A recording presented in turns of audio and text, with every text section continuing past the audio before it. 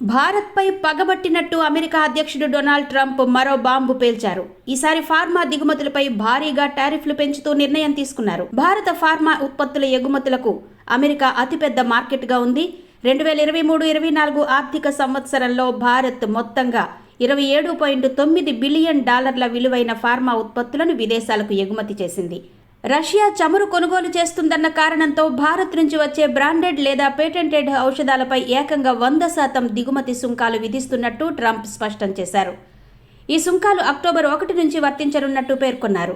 చిత్రంగా అమెరికాలో ప్లాంట్లను నిర్మిస్తున్న విదేశీ ఔషధ తయారీ సంస్థలకు ఈ సుంకాలు వర్తించవని ట్రంప్ చెప్పుకొచ్చాడు. అమెరికాలో ఉపయోగించే జెనరిక్ ఔషధాల్లో 45%, బయోసిమిలర్ ఔషధాల్లో 15% భారత్ సరఫరా చేసినవే. Doctor Reddy's, Aurobindo pharma, Zydus, Sun pharma, Gland pharma వంటి సంస్థల మొత్తం ఆదాయంలో 30-50% అమెరికా మార్కెట్ నుంచే లభిస్తున్నట్టు గణాంకాలు చెబుతున్నాయి. ఇప్పుడు ట్రంప్ విధించిన టారిఫ్లతో అమెరికా మార్కెట్లో ఈ ఔషధాల ధరలు రెట్టింపు కానున్నాయి.